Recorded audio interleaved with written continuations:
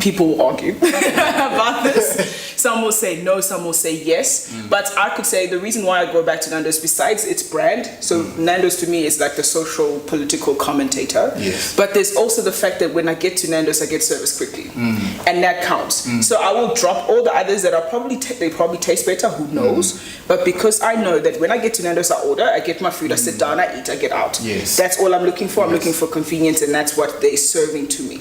And so I'll keep going back. So customer service actually is a draw card and a keeper of people.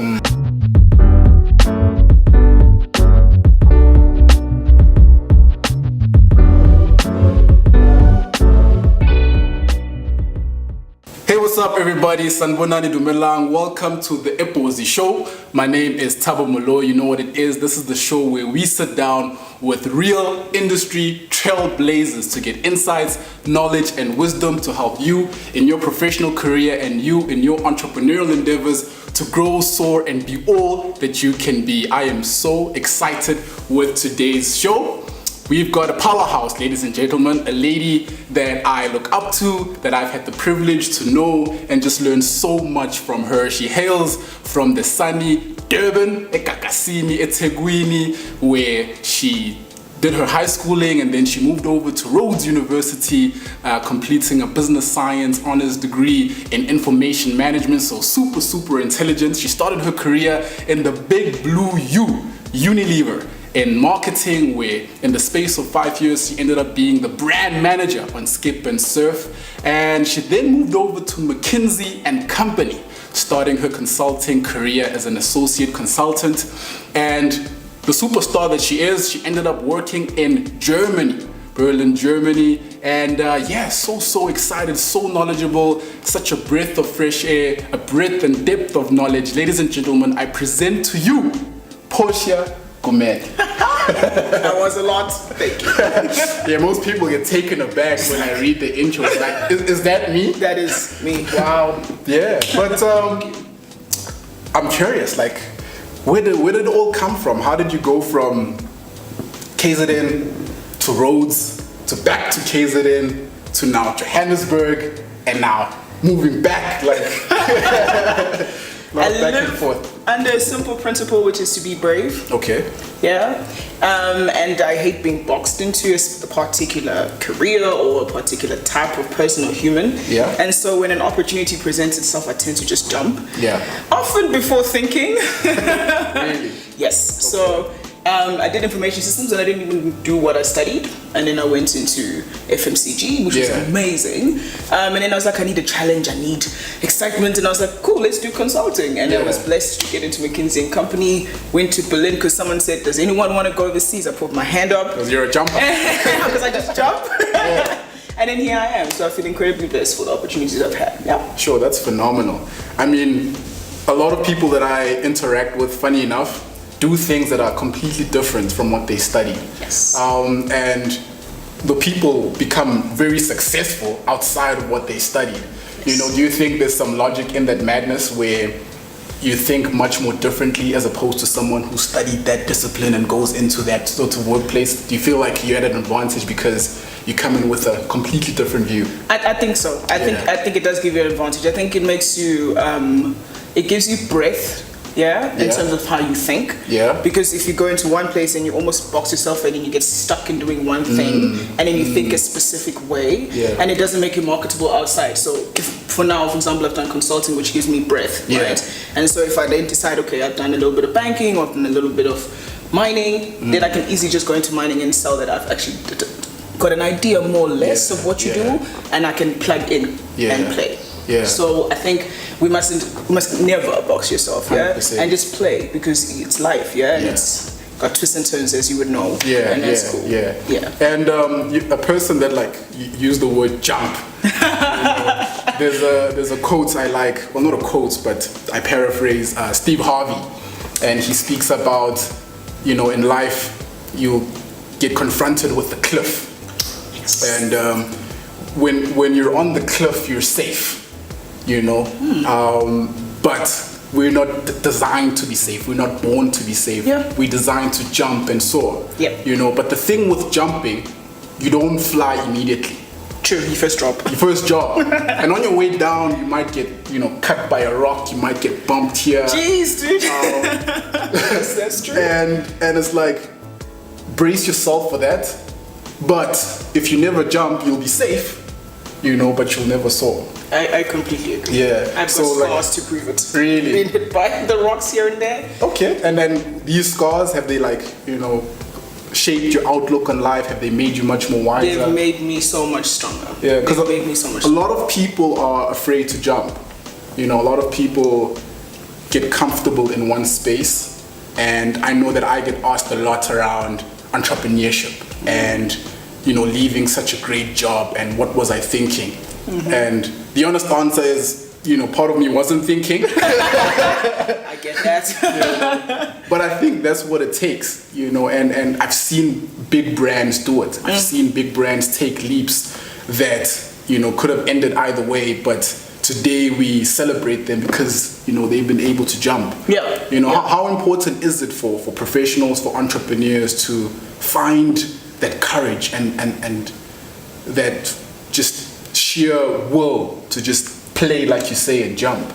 Yeah, look, I think it's got to come from a place where, one, you've got to trust something. So either you trust yourself, or you trust God, or you trust whatever you believe in that will catch you. Something's got to catch you. And I think you will know until you jump that, okay, I caught myself because I've actually got these abilities and I'm able to do this. Yeah. Or it's God, or it's your family, but there's got to be something that you believe can catch you. And until you believe in yourself, or until you believe in something bigger than yourself, then you probably won't jump. And it's usually a sign that, okay, cool, if I'm not jumping, there's something is holding me back. And rather just go face that and face your demons, they say, and fight them. And then jump, because life is worth it.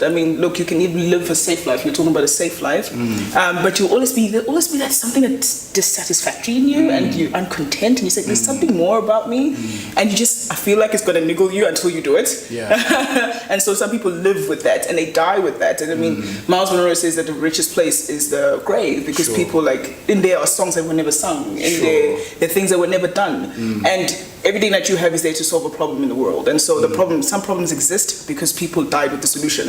And so you get to a place where you're dissatisfied. It's like, I refuse to die with the solution that's in me, so you must refuse to die with the solution that's in you. And that's what you're doing now. So I'm super proud of that. No, thank you. I also draw strength from people like yourself who continue to speak kindness, wisdom, and encourage us to play, jump, and be all that we can be. So thank you to yourself. Awesome. And there's so much in what you said that jumps out of me. We work with a lot of entrepreneurs in the township. So cool. And the work that we do is very rewarding, but it's extremely challenging, because a lot of the time is you challenging mindsets. You're getting people to think in a way that they're not used to, and it's very uncomfortable, because, like you're saying, there's this niggling voice in you that says you can be more. This is not it. And this niggling voice, if you don't pay attention to it, you can get used to it and ignore it. Exactly. You become numb to it. Yes. And that is a dangerous space to be in, because then you're complacent. Then you're happy with the level of service that you give customers. And you become happy with average or mediocre. But what kind of advice can you give for people to not fall into the trap and really pay attention to this voice that enables them to be better thinkers, to be better marketers, and better entrepreneurs? So this is going to come top of mind because it's such a deep question. I would say what really helps is not being the smartest person in the room. Okay. So surrounding yourself with people who bring out that in you. So if you are an entrepreneur and you surround yourself with people who've already made it, or you surround yourself with people who think differently to you, that's going to pull out of you a different way of working or a different way of seeing the world, because it shapes your view, right? So your environment matters. So who you surround yourself with will play a huge role in who you become and who you can become. Wow. And I think there's so many other things you can do, but I think the first one that jumped top of mind was that. Because once you're the smartest person in the room, it's not a good thing. Generally, you've always got to be surrounded by smarter people than you, people who think differently, and then they will challenge you, and that niggling voice will become louder against your complacency or against your numbing effect that you put around you. So people around you are incredibly important. I love that so much, and we see it, where your environment plays a big part in the decisions that you make. Absolutely. And if you're surrounded by greatness and you're not great, you know, it makes you uncomfortable. So I love that so much. And the world that we live in is such an interesting world whereby physically we don't have to move to experience new environments. True. Technology has enabled us for us to experience new environments in the comfort of our homes or wherever we do business. That's powerful. But the only thing that makes people step into those technologies and into those worlds is a culture of learning. I agree. So what we've seen is that, the culture of learning is not something that's commonplace. Yeah. Yet it's so important. Incredibly important. In your experience, how can people learn? So how can people inculcate a learning culture, whether it's themselves in their personal capacities or their capacities as leaders of business, or maybe as professionals in a work environment? How important is learning, continuous learning, and any tips that you can give for people to inculcate that culture? These questions are very deep today, I feel like. I think I've heard multiple people say that a leader is a reader. Okay. Yeah. And you mentioned it so beautifully. You say, look, in the comfort of your home, just read. Yeah. Reading. I mean, the internet, you buy data all the time. Most people, at least I assume everyone buys data. And you can read on the internet, you can Google. I mean, Auntie Google, otherwise known as Google, is amazing because you can actually Google and find even free courses on the internet. Yeah. So I've learned about private equity because I just wanted to know what it is by literally Googling, and I found an online course, and then I did it for over 4 weeks, and now I feel like, okay, I have a general understanding of private equity, which is more your world. So reading is not expensive anymore. You don't have to go to the library and rent out a book. You can actually literally go onto the internet and read. And the reason for you to read, because you need to stay abreast of what's happening. You need to stay abreast of the cultures that's outside. You need to stay abreast of what your customers are saying, what your customers are thinking. I mean, it's amazing how a lot of what we say and what we do is formed by what we read and what we see and what we consume. And so I can adopt an entire opinion based on what I've read. There's a lot of opinions that I walk around with such authority as if they're actually mine, but it's actually something that I read. And I can now stand with authority and say something because I've read and sought understanding. And so read. It's as simple as be a reader, be a person that challenges yourself, even if it's like one book per month. Let's start there and just keep reading, because then your vocab improves, your worldview improves. I mean, watching the news instead of watching Netflix, okay, guilty of that sometimes. But all of that finding stuff, that balance. Just be a reader and learn from people. Ask questions. Asking questions helps also. 100%. So if you meet a Thabo Moloi, you know that he's really good with investments. So ask questions, and he can educate you and lead you to where you need to go to understand more. And so it requires a humility also. Where you just like have a teachable spirit, that's what they call it. and you just say, look, I don't know enough. I could have been in business forever, but that doesn't mean that I know enough.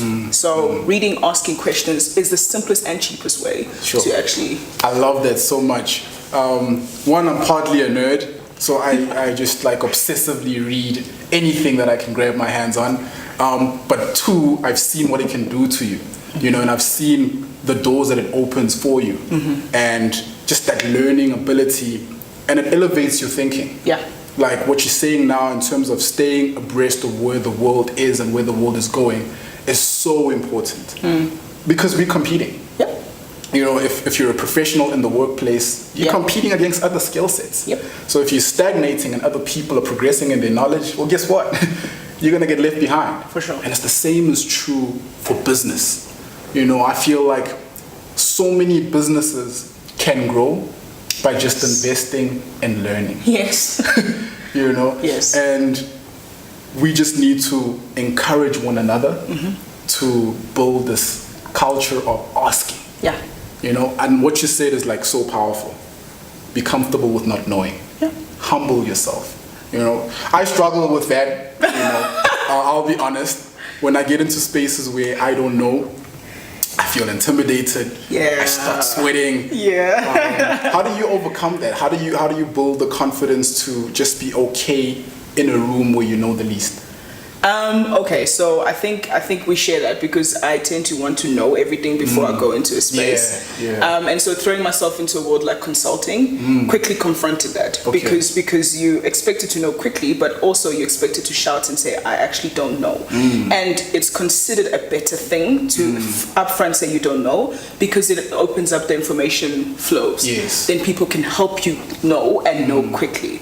And so it's something that you need to confront yourself with. And that's why we said earlier, it's important to surround yourself with people who are smarter than you. So either you want to know via experience or via instruction, right? So via instruction is you putting your hand up first and saying, hey, I don't know, and then get the information quickly. Via experience means you pretend you know and then you fall and then you learn through experience. So you decide which method of learning you want. And generally, for pride and ego, it is better to know via instruction and just ask. Because we all have been through situations where we pretended to know and then the experiences we've been picked up from the ground. And it's much cheaper. And it's much more affordable to be instructed. Exactly. You don't waste money, you don't waste time, you just ask up front. And if you start with your family, maybe like start small and then just throw yourself in situations where you actually don't know and you're kind of forced to ask. That's so powerful. And it's one of the areas that we're investing heavily in trying to upskill people is investing in that and investing in that mindset to just be able to put up your hand and just dive in and be comfortable with not knowing, because then you open yourself up to receive so much more. Exactly. One of the areas that we've seen a lot of small businesses struggle with, and I've seen a couple of other big businesses struggle with this as well in my experience, is customer service. You know, this thing that everybody sort of intuitively know, but they struggle to execute. You know, they struggle to really give people just the service that they're looking for. You know, and it's so frustrating to want to support someone and then you go there and you're like appalled by the service. And now you've got experience in marketing, so you've worked as a brand manager, and at the same time you're a customer. You know, you go and you seek service and products. So in these views that you have from the behind the scenes that it takes, you know, to get market share and build brand equity and being a customer, you know, what kind of experiences can you share and advice can you give and getting customer service right? This is a passion point for me. You can see I'm sitting up now, just like, here we go. Okay, maybe we should define customer service. I mean, let's try, because there's multiple ways to do it. Maybe let's say it's taking care of your customers' needs, be it by offering help, assistance, going above and beyond, before, during, and after their requirement is met. So those three are incredibly important, right? And what I've seen, at least amongst the African community, is they say, oh, we struggle with customer service. I beg to differ completely. You said something very important. You said intuitively we know. And I totally agree. I'll give a real life example. If your pastor or a political figure or someone important is coming to your house, here's what happens. Best believe a clean house will be spring cleaned. Best believe they will send the children to go buy a cool drink, the one that the pastor likes, and the best china will come out. The ones that they decorate. You know, the ones suddenly, that never get used, but suddenly, you know. And the floors will be cleaned. There'll be vacuum cleaners you haven't seen. Like, things will happen before they come. Then they come, and as they are there, everybody will come and introduce themselves, and then they'll listen to him as he gives you've grown up so much, and then they'll go into their rooms and be called when they need it. You know, there'll be like an order in the way that that person is treated while they're there. As they leave, there's going to be Tupperware. Like these kind of small things. So you're going to give them Tupperware, or you're going to give them, please say hi to the mother, and then you're going to expect them to send you an SMS that says, I've arrived home safely, and stuff. That we've been doing for years. That is customer service. That is the before, the during, and the after. So it's not something we don't know how to do. And what makes it what makes the way we treat that person is, one, we attach a value to them. So we say it's Mfundis or it's the pastor, or we know it's Thabo Moloi coming to my house. You know what I mean? And so we attach a value to them because we know that there's something we can get out of them, I guess. Maybe it's the blessing or whatever you're looking for from your visitor, right? And two, you're managing reputation. Yes. Because you know that if pastor leaves that place, he will come back based on the fact that, oh, they treated me so well the last time I was here. Or he will know that Moloi, they are very respectful and stuff. So then the church will start answering, oh, apparently the children are so respectful, etc., etc. So there's value attached, and then there's reputation management. Sure. That is customer service. Wow, that is we have powerful. been doing it. So it shocks me. It shocks me when things like, I as a customer, okay, I do my hair often. Okay. Looking good. Looking good. Thank you. And so like, for me, there are many salons, for example, that do the same thing. And like, they all know how to do braids, they all know how to like wash the weave, all of that beautiful stuff.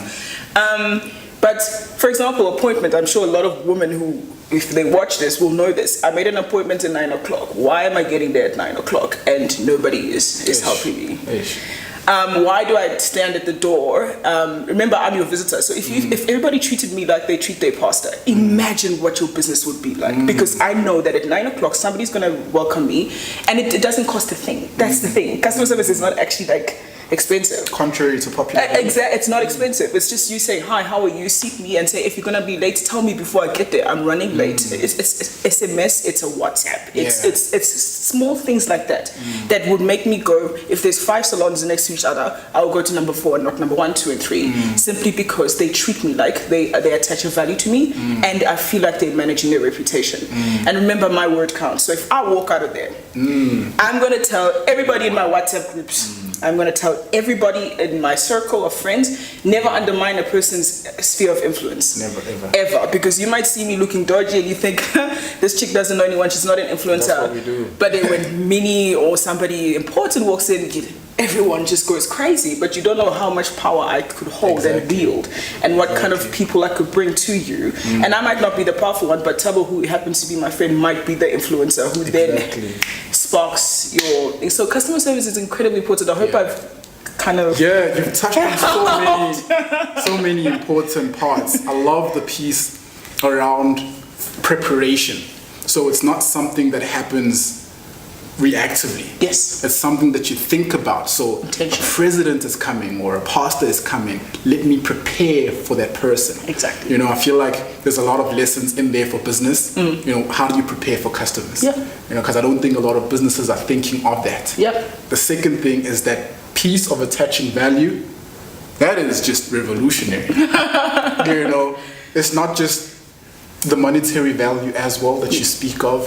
It's that reputation. It's that word of mouth, that brand equity that you're able to build through that, that is so powerful, you know. And reputation is so key because it's so difficult to build, yet it's so easy to just lose in an instant. Completely agree. You know, I agree.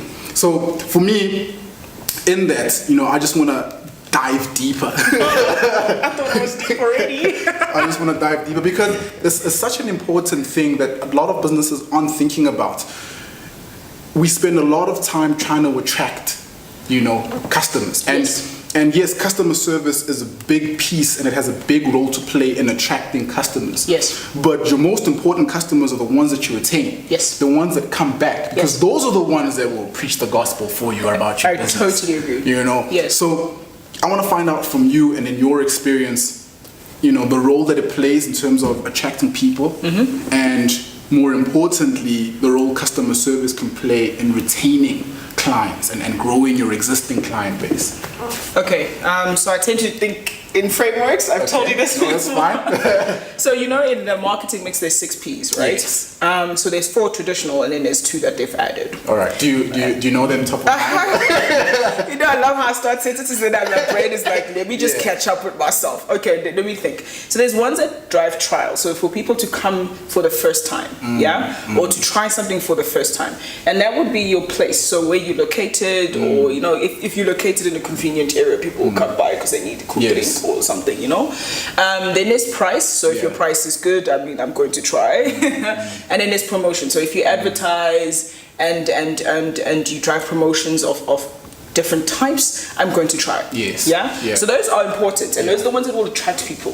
Yeah? And then there's the P's that are, look, this is how I segment them, that drive loyalty, what you're talking about, where you keep your people. And that's your focus on your people. Under which then you will find customer service, right? Because you are focused on, this is my target markets, these are the people that I'm after, and these are the people that I look after and I take care of. Yes? So that's the people, and then there's the, now you see, I knew this would happen, then there's the product. Yes. So the product, listen, at the end of the day, your product needs to perform. People may keep buying from you until Smoky that opens a store right next to you and she gives a better product. Best believe at some point the product will win. And so your product needs to be really, really good. So if you're making a guinya, your guinya needs to be the best guinya in that location, no matter what. And then there's performance, which is internal, and it's about measuring your performance of your brand. Are you selling? Are you gaining share, etc., etc. So in people and product sits your brand and sits customer service. And those are the two that will bring people back. So I mean, you always ask yourself, like, let's see, is Nando's the best chicken in the world? People will argue about this. Some will say no, some will say yes. But I could say the reason why I go back to Nando's, besides its brand, so Nando's to me is like the social political commentator.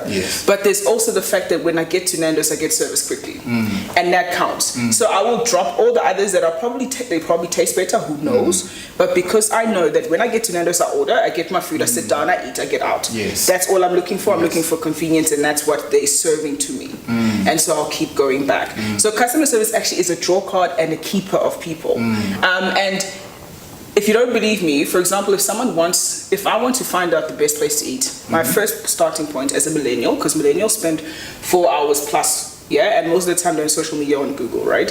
So if I'm going to search place to eat, and in there you will find reviews. So reviews, people read reviews, and what people speak about in reviews is not that, oh, the chicken was great, whatever, in some cases, but yes, most of the time say, I got served quickly, and the waiter was nice. And they asked me afterwards, how was my meal? And all of that stuff matters. And that's what I look for. And so I formed opinions, as I said earlier, of places to eat that are not even mine, but because I saw reviews that said, this place, don't go there, avoid it at all costs because they don't serve you, they're not friendly, the people are angry. That all matters. And so customer service is your differentiator. It's what's going to differentiate you from people that do exactly the same thing as you. You've got to ask the people, why do you come back? And they'll tell you. And it's probably not because your chicken is better, but it's because you are nice, you're respectful to them, you are helpful, you assist them, you follow up. All of that stuff matters. And that's what people are looking for now. Sure, such a wealth of wisdom. P for Portia. T for Thabo.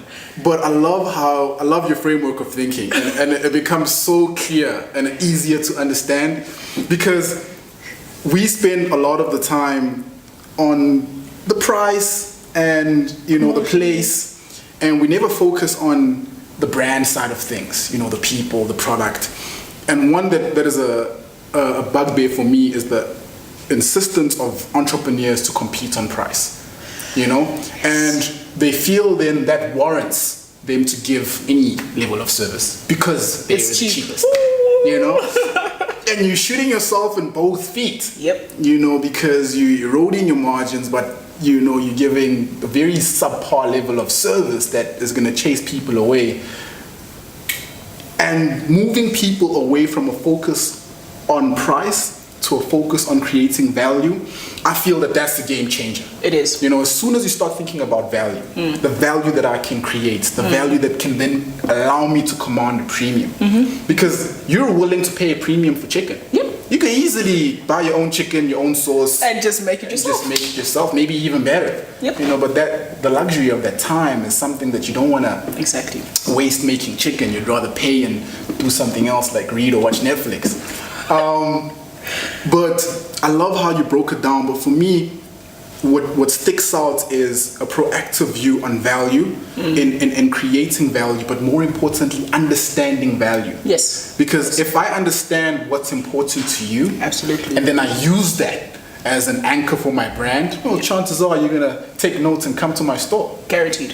So how can people learn, what customers value so that they can speak more to that and use that as a framework of thinking and how they do their business? Okay.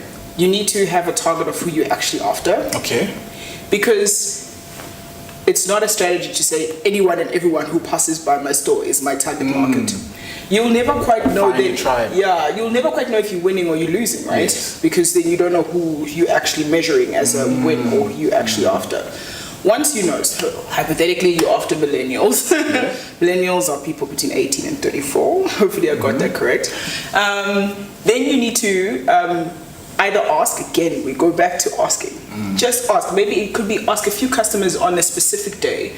Why do you keep coming here? What do you like about my store? What don't you like about my store? And just learn from people. People are not afraid to give you opinion. Yes. They're not. Yeah. So they will tell you if it's not good, if it's bad, if it's great, if it's not so great. Yeah. So you can ask people face to face. It costs you nothing. Yeah. There's also asking again, surveys. You can actually go online and create a survey for free. And ask people. Yeah. And you can even incentivize and give people airtime for everyone who answers or discount on your next meal or whatever. And you just find out what are people saying about you. You can also troll the internet. Okay. Stalker alert. You can stalk the internet. You can search for your name. Yeah, it's like the internet is so powerful that if you search for your name, it will pull out every reference of your brand. Yeah. So if you're not there, if you don't even show up, just know that people are not talking about you. And if people are not talking about you, you're not top of mind. And if you're not top of mind, they're not gonna come back. You've got to stay top of mind. Yeah. So if you search for your brand online, you'll find every reference of it. So you'll find what people are saying. You'll find the bad, the good, and stuff. And listen. Again, it goes back to what we were talking about earlier: humility. Right. Yes. It's like you may think you've got the best thing on earth, but people actually don't think so. And find out what. And sometimes you may find you've got the best thing on earth, and only a few people know about it. But now you know what to sell. Yeah. So if you find out that, I don't know, your sauce is the best sauce, people think it's the best thing since sliced bread, sell your sauce.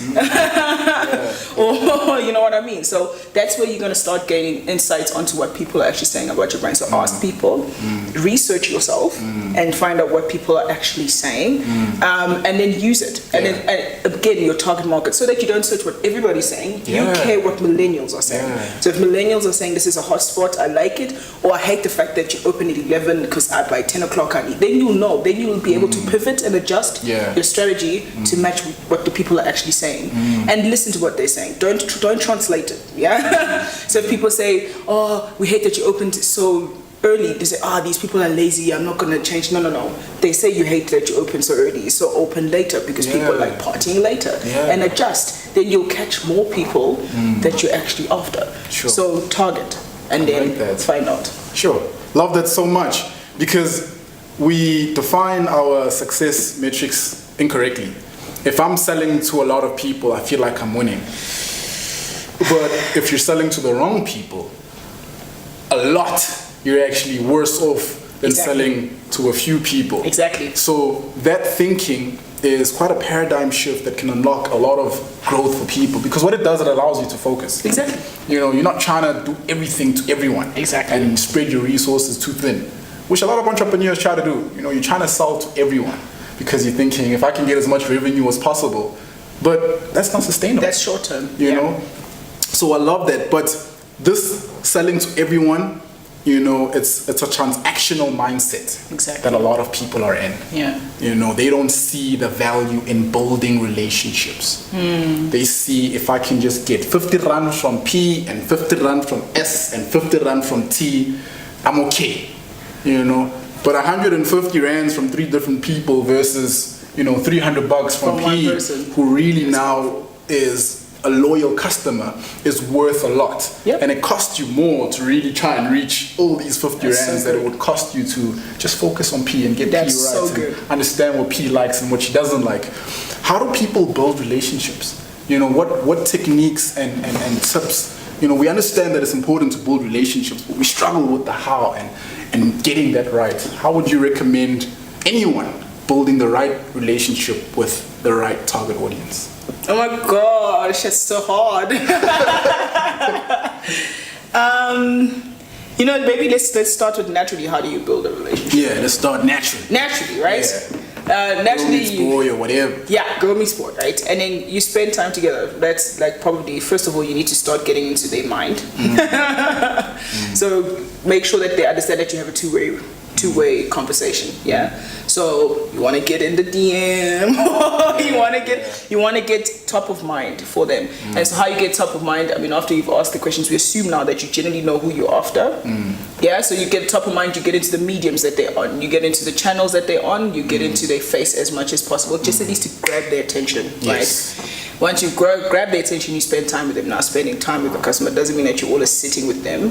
Yeah, you could study something. Like by just observing. You can get a lot. You can get a lot about somebody by just observing. So if you observe people in your store, or if you observe people interacting with your product, if you ask the questions, keep coming back to ask the questions. There's something about this. Something powerful. But like if you want to get to know somebody, you ask them questions, right? So whether it's physically or let's not say stalk, because that word is scary. You troll, you DM.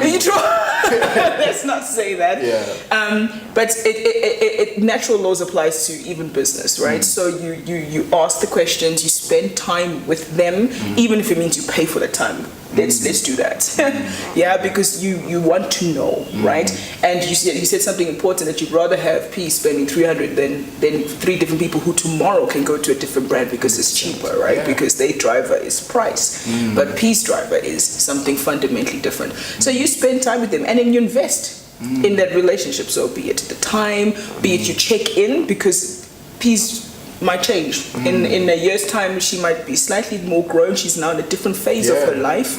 And so you might just want to understand, okay, cool, 10 years ago this drove you, now what actually drives you is this. 100%. Yeah? And the influences are driving it are X, Y, and Z. And so you must keep a pulse on your people. Just once, like periodically, it could be every year, you just bring in a few people. I mean, how difficult is it to go into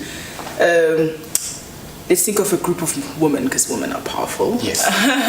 Indeed. Church meeting, or a what's this thing called? I just forgot the name of Stockfell. Okay. Your target market is women. Women meet generally. Stockfell, and they talk. Why not ask for cater? If you're a person that makes food, cater for that. Offer to cater. That's an investment. Offer to cater in a Stockfell meeting. Sit with them and say, I need half an hour of your time. Tell me what matters. Can I listen in? And then you just listen. And from there, you can walk out with a wealth of information that can make those women lifelong people, because they'll be loyal. When people are loyal, they can be very loyal, and they will not move. Even if a cheaper person comes through, they'll be like, no, but this person invested, so they showed that they cared. Yeah, they spent time with me.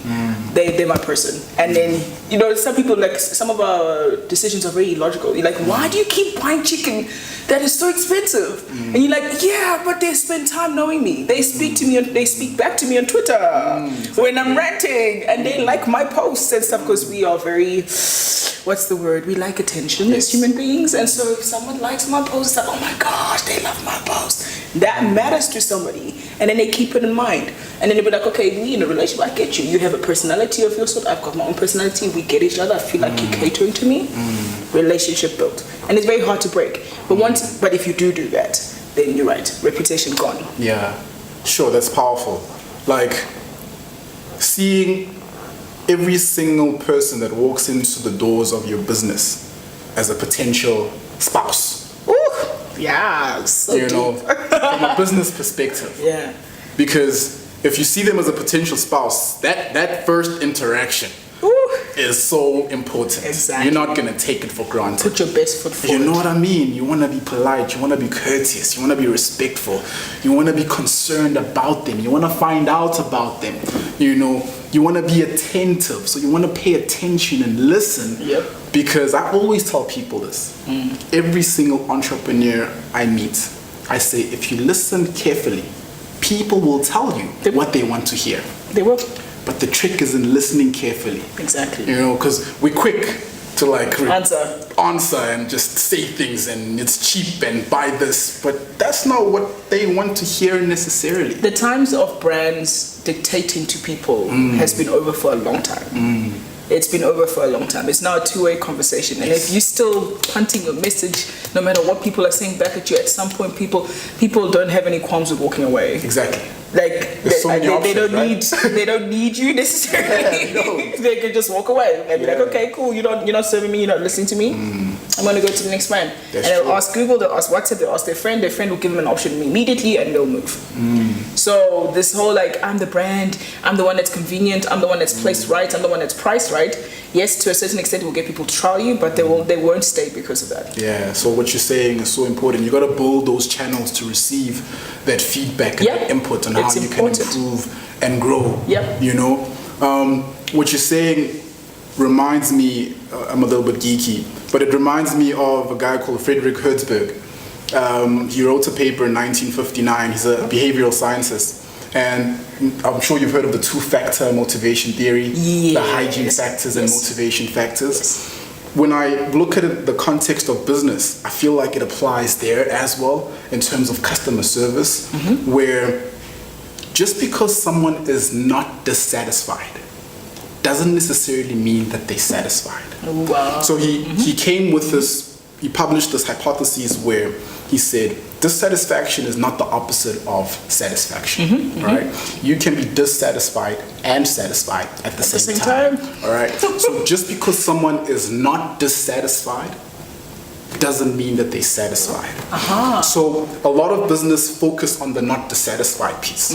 All right. I'm ticking the basics. I'm getting the utility right. My product is doing what it's supposed to do, and therefore they should be satisfied. But that's incorrect. You know. So I want to find out your take on that and how we can be much more proactive in seeking to create satisfaction without losing the important piece of keeping people not dissatisfied, but at the same time proactively giving people the experience that will lead to satisfaction. Okay. I think key here is to go above and beyond. Yeah. I think look, there's you selling your product, which is great, but then there's also you then following up, did it work? And that just could be the one thing that then tests, are you actually satisfied? Have you seen something that's alternative? Also, we talked about keeping a pulse. Also keep a pulse on what's coming, because you need to know and keep your ear open as to what other people are doing and learn across industries, right?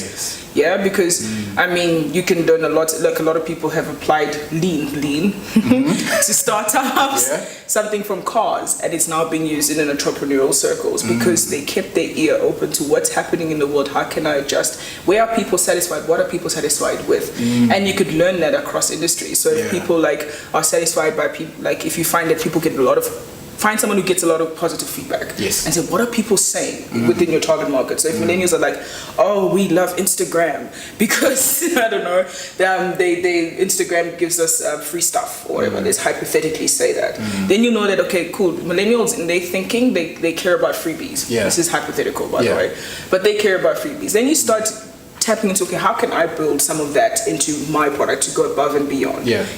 So it could mean you give people free calendars, it could mean like something that's not expensive, but it becomes a clear insight to you that what drives satisfaction for my people outside even of my own sphere is X, Y, and Z. And then you say, how does this, can I apply it? Number one, if I can, how do I apply it? Without losing my brand, without losing my identity as a brand, obviously, because you've built a brand, we hope you have. So how do I then go above and beyond what I do? And it needn't be expensive, right? You've got, I mean, it's something you said in our previous conversation that stuck with me, that you've got to differentiate between an investment and an expense.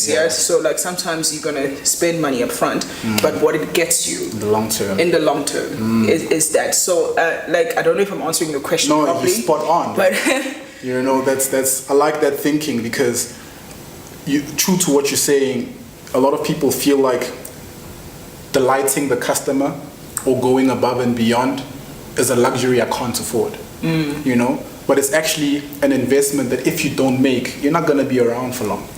Because if you're in a competitive space where everybody is constantly stepping up, then you need to also invest in stepping up. You know? And not reactively, right? 100%. You've got to be proactive. And that's what going above and beyond, because there is a level of utility that makes me not dissatisfied. Yep. But that does not, if I stay there, I'm not satisfied. You know, if people are going above and beyond, then you need to do that. And it doesn't have to be monetary. Because a lot of the time we think it's expensive. It's expensive to send follow-up SMSs. SMSs are free on contract, sorry. So I think it's important as an entrepreneur to really embrace a philosophy of slowing down to speed up. So, you know, take 3 steps back and ask yourself important questions on what you can do to really get your business from 10 to 100. Yeah. You know, and this idea of, you know, proactively seeking to add value. You know, that's where I feel like the big differentiator, you know, is going to be for a lot of businesses. Yeah. You know, but you know, people are still skeptical. People still, you know, 100%. Do you have maybe practical examples of brands, you know, that got it maybe completely wrong, or brands that got it completely right? You know, maybe if it's a personal experience or maybe in a professional experience where someone went above and beyond and it really added to exponential growth or loyalty or just transformational, pleasurable experiences for customers. Woo! Above and beyond brands. I would need to think about that one. Because sometimes I always think about, imagine if Usekasi in the township and you went and bought ikota, and the person you're buying ikota from asked you for your details. You know, maybe they asked you if you're on Facebook or they asked you if you're on Instagram, and you're like, why? You're like, no, we just want to follow up with you and find out how the experience was with the ikota that we just provided you with. I mean, that's just unexpected, right? That's never been done before. I'll be blown away. I'll even give you my LinkedIn. Maybe I'll send me a CV or something. You know, but that's inexpensive. But it comes from a framework of constantly wanting to delight customers. You know, we're in an interesting time right now where I've just recently registered to vote, and, you know, coming to elections, and, you know, the democracy that we find ourselves in. Is it really a democracy? But that's a debate for another day. But a person who I really look up to once said to me, you know, the one place that is a pure democracy is the shelf. You know, where customers get to democratically vote for their brand with the voice that means the most, their money. Yeah. You know, and only the brands that speak the language that resonates most are gonna get the vote. So there are brands that are shouting the loudest, but not necessarily speaking the language that resonates the most. Yeah. You know, and it goes back to the piece that you were speaking about around listening. You know, but listening is one thing. Communicating it in the right channels and the right way is something else. Yeah. Which can be tricky at times. I agree. You know, how can brands and entrepreneurs navigate this complex whirlwind of brands constantly shouting to, one, be heard by the right people, but ensure that the message that they're speaking is one that resonates best? Okay, maybe then one step back. I think I can think of a brand that, like, I was thinking about this a little bit and I was like, why is Coca-Cola still advertising? Can someone just please explain to me? Everybody knows Coke, right? Everybody knows. We assume, yeah. Everybody knows Coke. But I think what Coke does really well is they know how to be global and local at the same time. Okay. Right? I mean, if you look at their current advertising campaign, yes, they've got names that we can't pronounce, some of which I can't pronounce, on the cans and stuff. And I think someone might be like, yeah, it's a gimmick and stuff, but the people that have hard names to pronounce and stuff might be thinking, oh my gosh, they actually hear that I hate it that people can't pronounce our names, and nor do they try. Yeah. Yeah? And that's an example of going above and beyond, because it probably is expensive to now figure out what names are going to go in there, and we're not going to now do it in bulk and stuff. This is a massive brand, right? And they still are able to go small to someone's level and say, look, this person matters, and then they put their name on a can, and they still advertising because they know they need to stay top of mind, right? So that is a brand for me that has consistently gone above and beyond, and they create experiences, even if they're small, and then they just explode them right on social media, and when we are looking as their target market, because we are on social media and we are on the internet. And so that's to answer your first question. Now you're going to have to repeat the second one. So I was speaking about, and I love that example that you use, because there's so much we can learn, because Coke is such a big player, but they still get it right. You know, the small things, just the touch of just people's names on cans, and share a Coke with me, and I'm gonna go find me, and what that says, I know about the brand and me, and that relationship that it builds, you know, powerful. But also, I was asking around, you know, the message, because we live in a world where brands are shouting. So we think that the brand that shouts the loudest, you know, will win. But it's the brand that speaks in a language that resonates with me, you know, that will get my vote. So, you know, we know that getting the right channel is important, and being in the right place. And how do then we build a message that resonates best, and use that to get this votes of this customer? Yeah, so I mean, it goes back to the whole global and local, right? There's you as a big brand, or there's you as a growing brand, where you say, look, I'm all about magic, or I'm all about happiness, Disney, or I'm all about open joy, etc., etc. That's what you're all about. But I feel like a common thread is listening in our entire conversation. And listening attentively, you know, listening to gather insights, listening to learn, not listening to respond or answer, or fight back. You know? I totally agree. And what these brands do well, so let's learn from the big brands, is that they sit with their people. And I cannot stress enough the importance of that, because people will share their opinion. Even if you don't see them physically, if Google yourself, if you ask on WhatsApp groups, if you get people to ask for you, in their platforms, pay some, like give someone airtime and get people to ask for you what people think of your brand, because that will help you completely, because then you'll know that how I can't talk. I can't talk about world peace or whatever. What actually matters to the people is peace in the family. Or I can't talk about these big things because they actually care about X, Y, and Z. And once you've stumbled on that, it's very hard for someone to even copy you, because now it's your people. They know you. You speak to them. They feel heard. And so when you say something, it's coming from a friend and not from a brand. So like, as I said, you identify with Nando's because it feels like my social and political commentator. It's like that friend that you have who has something to say about everything, and you love listening to them because they're hilarious. People like laughing, and Twitter, they use Twitter because people go to Twitter to laugh. I mean, you watch something and you're on Twitter at the same time. Nando's knows that. Why? Because they probably understood their people, and they spend time understanding what their people do. And this multi-screen thing is real. And so when people watch Our Perfect Wedding, for example, they're here and at the same time. And so brands that listen win, because Nando's listens, or all the different brands, Coca-Cola listens, and then they say, okay, this is important, and then they tap into something what you think is small, people mispronouncing your name, but in South Africa, for example, it is massive.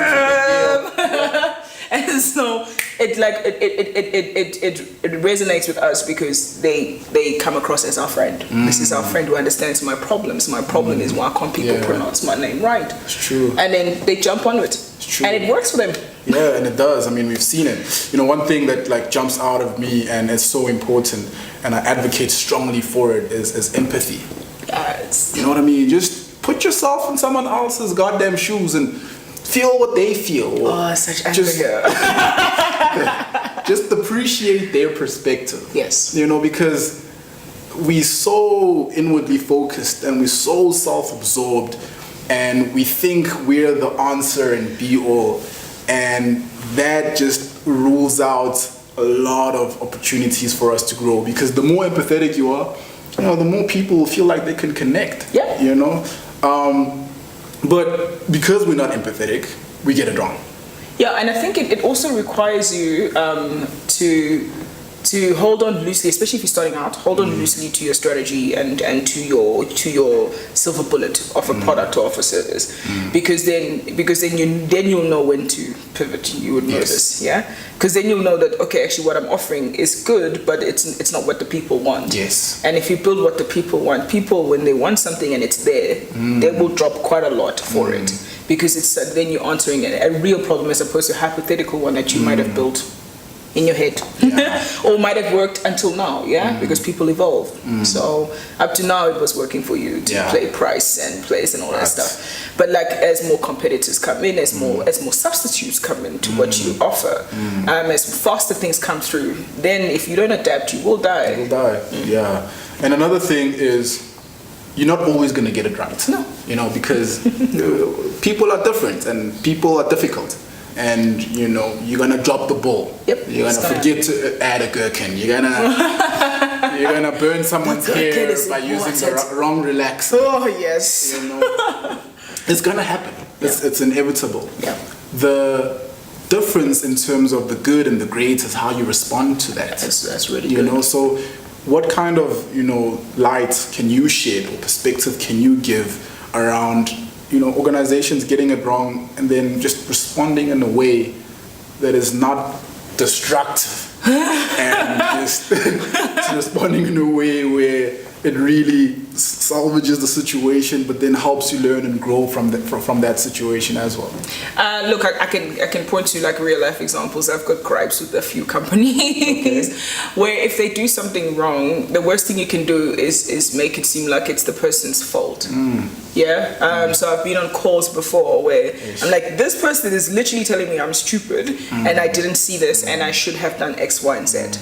That's the worst thing you can do. Worst. Because I'm going to walk away and like never again. And then I'm going to, because remember I've got a sphere of influence, I'm going to influence people around me. Yeah. And you've lost 5 to 6 people who then in turn will tell other people. Then it spirals out of control and you're known as the bad person because all you did was not give me the benefit of the doubt that first of all, we're not all stupid when you like first understand and listen carefully, and you said it well, but not so that you can react and so that you can fight. Just hear the person out and then with respect. Remember, you're speaking to, you said your spouse, I say your pastor, you speak to the president. This person matters to you, right? And so you will listen and you should listen, and then step by step walk the person through without obviously undermining them or belittling them of how they can do it better, and offer to help. My gosh, you know how much it's great if you say, look, I broke my computer, I don't know how to fix it and stuff. Send somebody to that person's place and help them through if they seriously cannot follow you through it, and don't get frustrated and stuff. All of that stuff matters. Yes, it matters so much, because now like I just dealt with someone recently. He was like, do you want me to come to your house to help you fix it? I'm like, whoa, you don't have to go to my house. But already that for me puts them in a different level of service, because now whenever anything happens to my computer or anything technical, the first person I call is the person that said, would you like me to come to your house and help you through? Must I drive you to the gate? All of that stuff is like incredibly important. And now even if I have to pay premium, that's what I'll go for. I love that. And I love the example with the phone, because that's where the breaking point, you know. And I know earlier you said leaders are readers. You know, that's true. And I always say leaders are both readers and breeders. So if you're not reading and you're not breeding, then you're not a leader. You know? Wow. So the breeding piece is around, you know, how you're teaching people, you know, to lead and really advocate for whatever business brand or product they work with, right?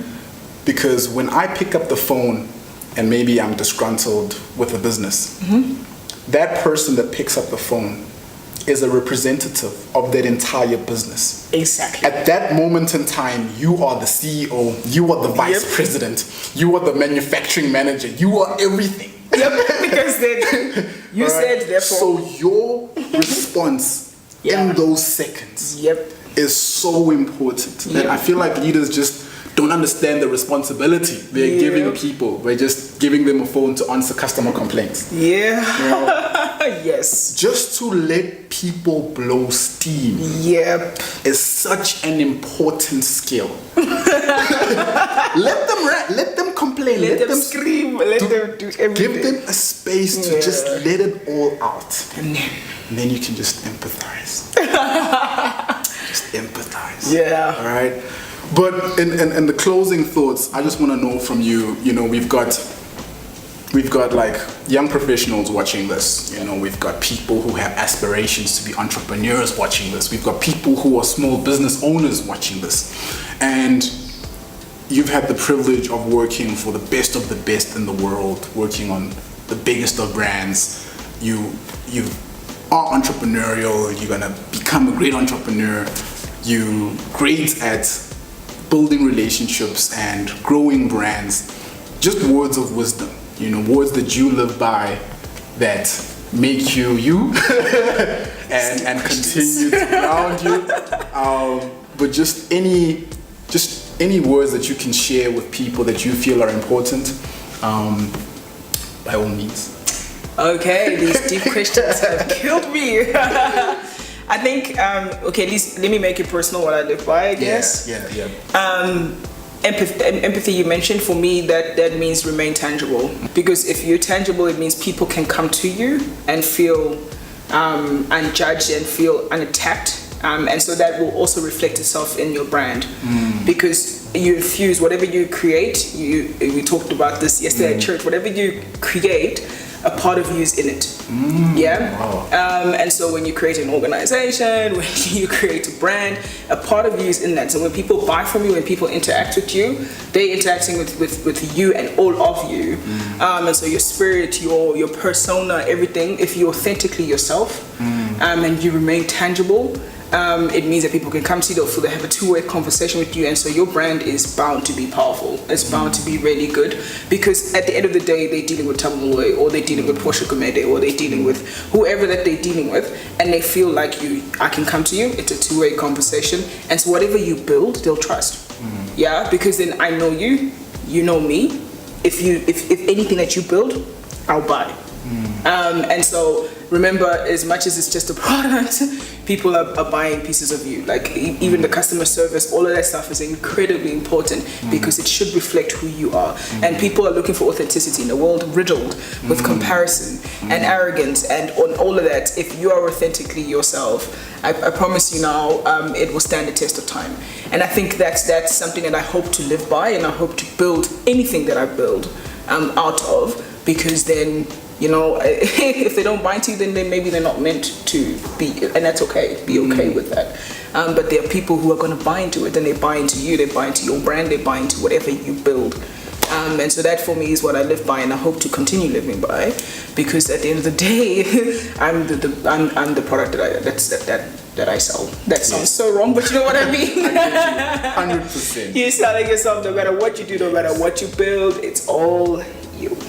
So that's it, and try your best, obviously, and learn. Yeah. Wow, Portia, that is amazing. Oh my gosh. Thank you so much. Incredible.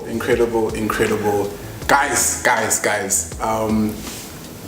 You want to start this again and probably watch it 2 or 3 times, because there's just so many powerful things that can unlock so much growth for you and really position you in a place where you're a real thought leader when it comes to your customers, because that's where you want to be, right? You want to be in a place where you really have such a strong understanding of who buys your service, who buys your product, that you're able to give them an exceptional level of service that just creates this whirlwind of people selling on your behalf, selling your brand, selling your products, and really helping you grow your business. I love the piece that you closed off with around selling yourself. I always say, when people buy into you, they will buy into anything you are selling. All right? So thank you so much, P, for those words of wisdom. An incredible honor to sit and hear from you. Thank you, for watching. I trust that you've been impacted by the wisdom, the insights, the knowledge. Like I always say, if you're offline, you better switch on, subscribe, like, comment, share. And like I keep trying to tell you, I promise you, it's gonna be a movie. One love.